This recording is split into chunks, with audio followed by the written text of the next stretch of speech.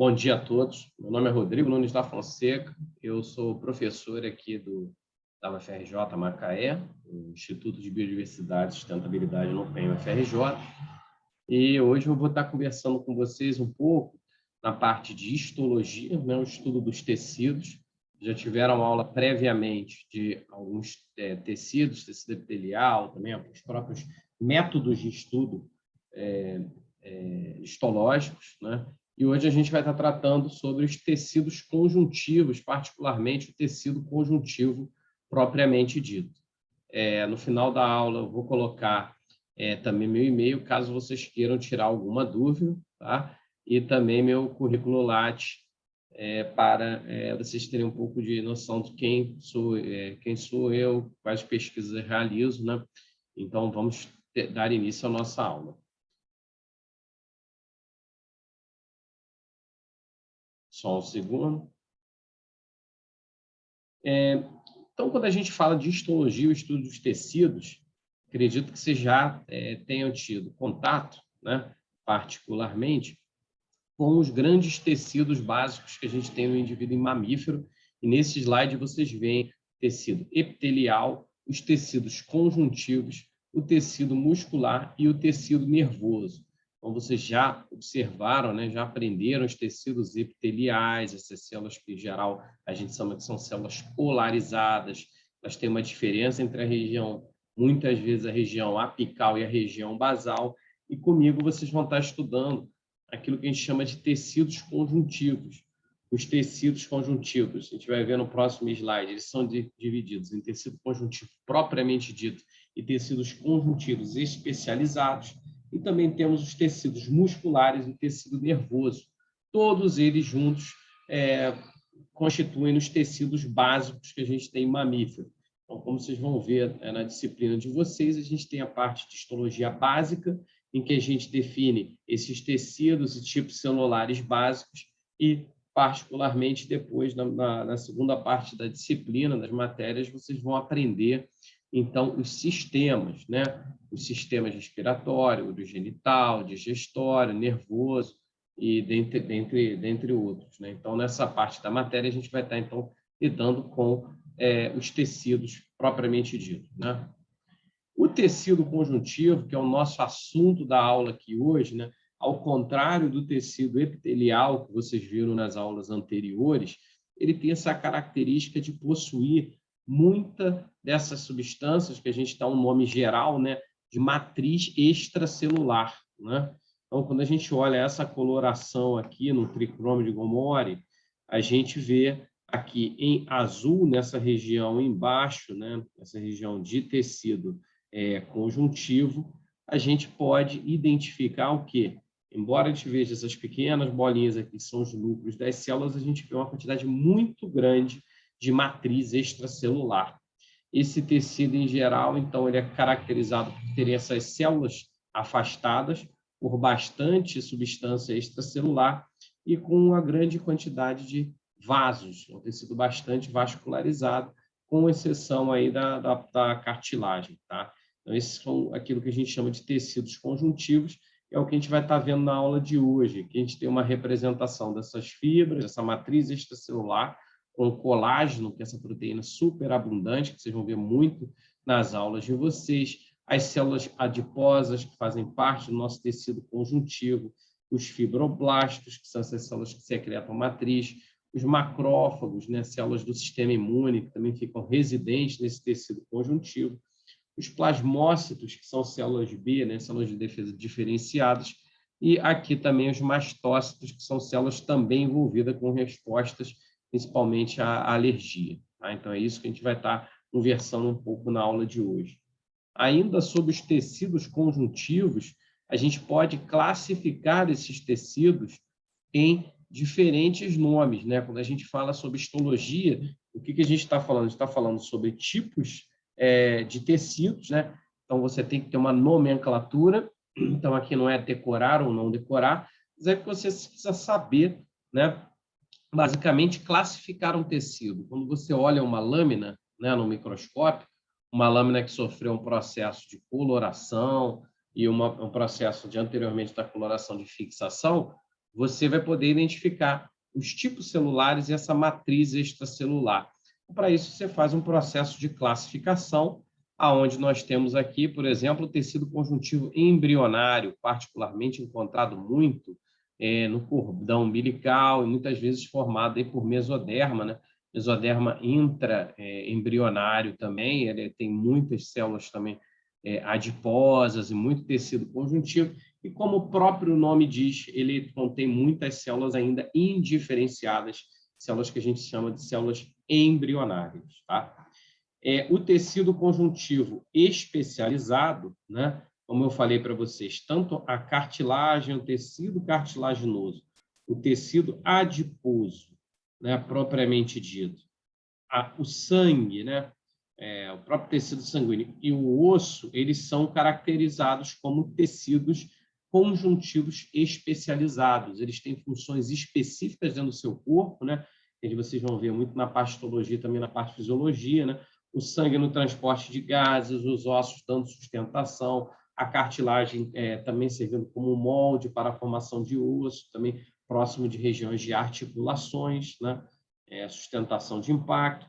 E o tecido adiposo, infelizmente, aqui com o nosso, que ninguém quer, né? Que é a acumulação de gordura, né? Até certo ponto, o que ninguém quer. E hoje, na aula de hoje, a gente vai estar chamando tecido conjuntivo propriamente dito, esse tecido que contém o quê? Células e matriz extracelular abundante, tá?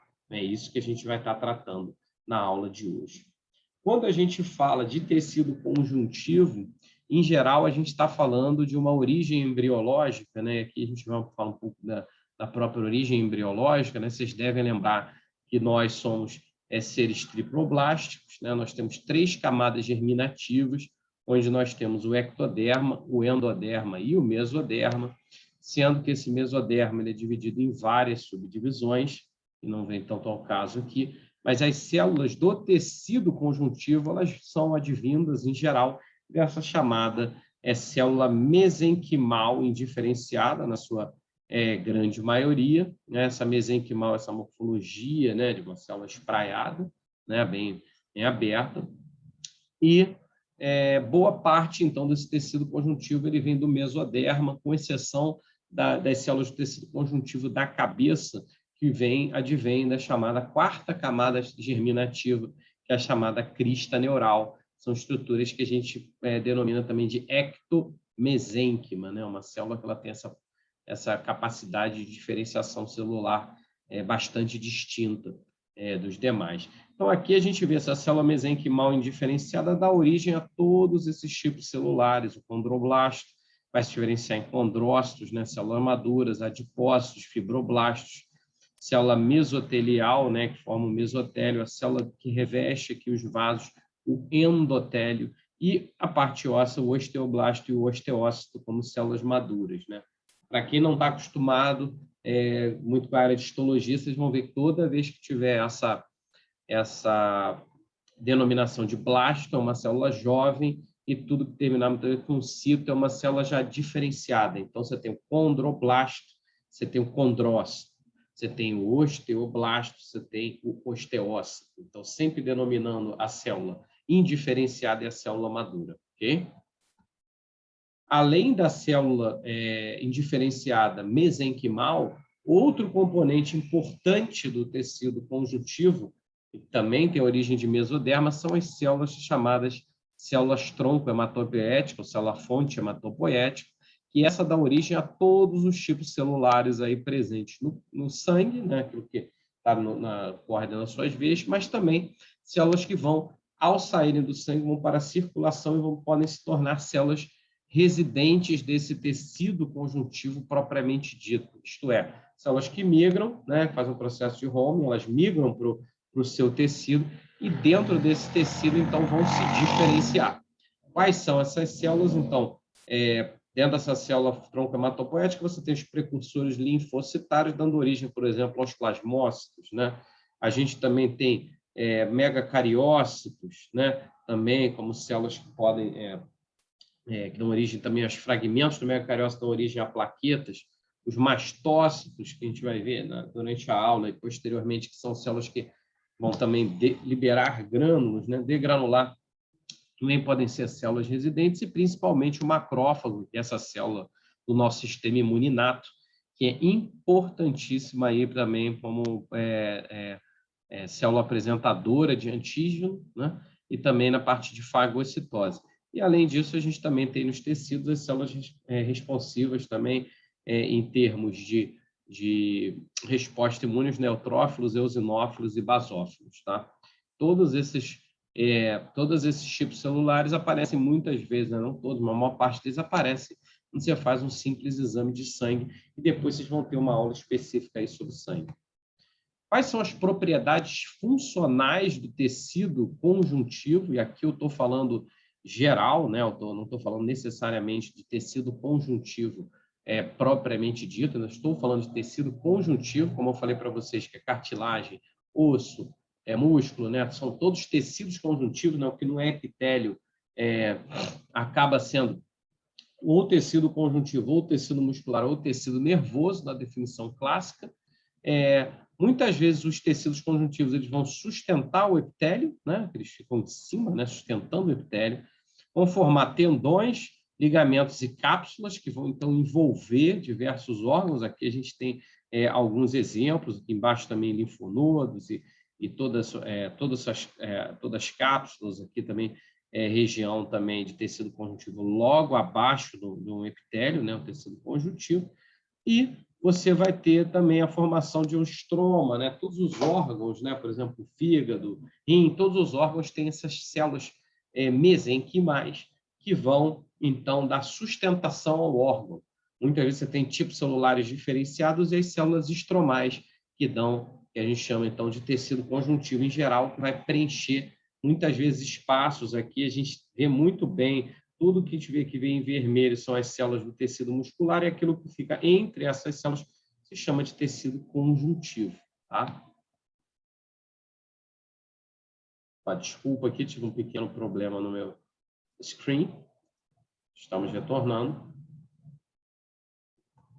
Além disso, o tecido conjuntivo também é responsável também por armazenamento e transporte de substâncias, né? Particularmente o armazenamento de lipídios é um problema, ninguém gosta, né? Como eu falei, tanto o tecido adiposo quanto o tecido conjuntivo frouxo, né? Aquele que tem uma quantidade, né? Irregular de fibras, né? Ele vai ter muitos proteoglicanos, que, como o nome já diz, a gente vai definir um pouco melhor, né? Os proteoglicanos também são substâncias que têm proteínas, né? Associadas a açúcares, né? Vocês devem estar tendo aula disso em bioquímicas, né? Em bioquímica. Vão armazenar também eletrólitos, principalmente o sódio, e o tecido conjuntivo, que envolve os vasos sanguíneos, né? O endotélio, etc., vai fazer todo esse transporte de nutrientes e oxigênio do sangue para os tecidos e também os catabólitos. Então, vai retirar, né, os catabólitos do tecido, dos órgãos em questão e trazer de volta para o sangue o processo também de catabólise e dentre outros processos que acontecem. Então, a gente vê aqui em A os adipócitos, né? Esse aqui é um tecido adiposo unilocular, a gente vai estar vendo isso daqui a pouco, né? Tecido adiposo unilocular, o sangue, as hemácias aqui passando dentro dos vasos, e como eu já coloquei, né? Então os adipócitos eles vão fazer o quê? Vão realmente estocar lipídios, né? Dependendo do número de adipócitos, você vai ter então esse aumento de estoque de gordura ao longo da sua vida. E aqui, envolvendo então os vasos, você tem todas essas camadas de músculo liso e também, particularmente, de tecido conjuntivo. Tá? Outra função do tecido conjuntivo, como a gente já falou, o tecido conjuntivo ele vai ter, em geral, defesa, proteção e a própria regeneração, né? Os macrófagos, como vocês estão vendo, aqui você tem macrófagos que vão, muitas vezes, capturar bactérias ou agentes invasores e vão ser a primeira linha de defesa aí contra o sistema imune como macrófagos residentes. A gente também vê aqui células bastante pequenas, que são os linfócitos B diferenciados dos plasmócitos, e também a gente consegue identificar essas células cheias de grânulos aqui, né? Muitos grânulos invócitos são chamados mastócitos, que têm essa função de degranulação, de liberar os grânulos, né? Eles contêm vários grânulos no citoplasma, né? Que vão também contém várias substâncias importantes, também sinalizadores para o nosso sistema imune, né? E que também liberam esses grânulos também, né? Acabam exaurindo esses grânulos para o exterior, também dando sinais ao nosso sistema imune. Não poderíamos mencionar os eosinófilos, né? Que são células muitas vezes aumentadas quando você tem uma infecção parasitária, e nesse slide aqui não tem os neutrófilos, que são responsáveis também muitas vezes para a resposta imunobacteriana, e os linfócitos, que são as nossas principais células de defesa do nosso sistema imune adaptativo, que é um sistema imune bastante especializado, né, para respostas a infecções, é um sistema imune bastante especializado. E, então, o que vai acontecer é que esse tecido conjuntivo também então, vai servir de barreira, fazendo resposta imune contra bactérias e partículas inertes. E, quando você tem uma lesão, o nosso tecido conjuntivo é fundamental para a cicatrização e para o próprio processo regenerativo. Então, eu vou dividir essa aula, como eu falei, em várias partes, né? E agora que a gente vai entrar na parte de células, eu vou dar uma pequena pausa, de repente é um momento para você rever os slides, você pensar se você conseguiu aprender, né, tudo que eu falei até o presente momento, para a gente ir para o vídeo 2, onde eu vou começar, a segunda parte da aula, eu vou começar a falar um pouco sobre os tipos celulares e sobre a matriz extracelular que compõe o tecido conjuntivo propriamente dito. Até então, eu defini com vocês o que é o tecido conjuntivo. Agora, a gente vai entrar no tecido conjuntivo propriamente dito. Lembrando que cartilagem, osso e sangue também são tecidos conjuntivos, só não são realmente o tecido conjuntivo propriamente dito, tá? Então, sempre lembrem, o que está embaixo do epitélio, que faz essa sustentação, aquilo que de certa forma, dá o preenchimento do seu corpo, né? O osso, cartilagem, músculo, tendão, tudo isso, desculpa, músculo é um tecido muscular separado. Tudo isso faz parte de um tecido conjuntivo. E um desses tipos de tecido conjuntivo é o tecido conjuntivo propriamente dito, ou TCPD, né? Que a gente vai estar vendo aí mais detalhes no vídeo 2. Fiquem comigo. Um abraço, até daqui a pouco.